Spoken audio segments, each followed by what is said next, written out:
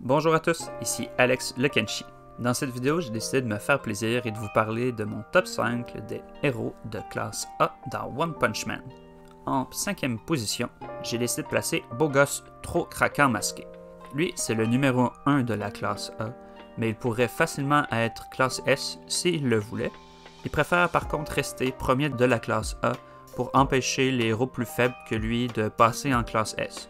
C'est sa réputation de héros qu'il préserve de cette façon-là. C'est aussi en fait un chanteur qui est populaire de niveau international, aussi acteur et mannequin. Donc pour lui, les apparences, c'est important. On l'a peu vu en action jusqu'à présent, mais il est vraiment fort. Il est capable de balayer plusieurs monstres d'un seul coup à main nue. En 4e position, Vipère au poing. C'est un personnage qui fait assez sérieux et même sévère. Son style d'art martial fait très serpent. En fait, c'est fluide et c'est aussi assez efficace parce que c'est un habitué du Super Fight qui est un tournoi d'art martial. Son accoutrement, c'est en peau de monstre qu'il a vaincu. C'est un monstre qui ressemblait à un serpent. Ça fit avec son style de combat. Il prend la hiérarchie de l'association des héros très au sérieux. Les héros qui sont plus bas dans le classement doivent respect, selon lui, aux héros qui sont plus hauts. Il s'amuse à remettre à leur place les nouveaux héros qui sont classés plus bas que lui, mais ça reste quand même un héros malgré son petit problème d'attitude. Mais moi je le trouve au final assez sympa, en plus d'être très stylé. En 3e position maintenant, on a Death Gatling. Lui, son design de personnage est vraiment badass, je trouve. Il y a une veste de cuir, il y a plusieurs ceintures, il y a une cape, tout ça, avec ses cheveux longs, sa cicatrice dans le visage.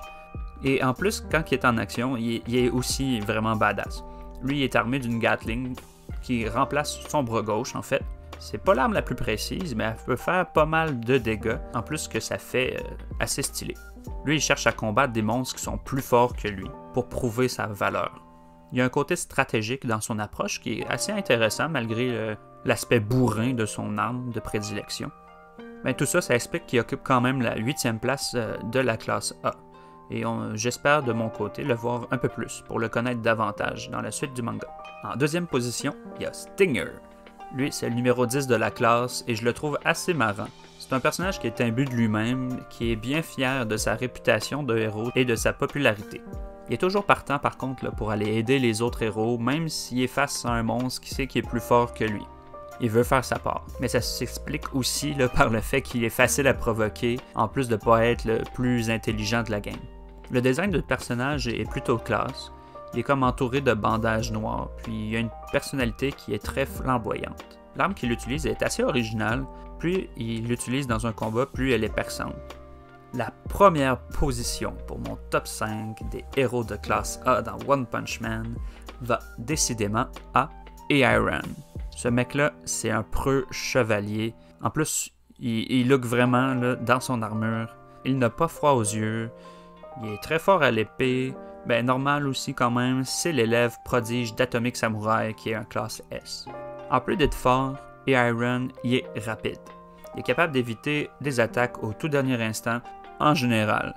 Je dis en général parce qu'il s'est quand même fait trancher un bras. Mais même quand il s'est fait trancher un bras, il est resté debout face à son adversaire, malgré la douleur.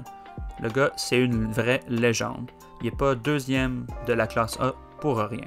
C'était Alex le Kenshi, merci de votre écoute et à la prochaine!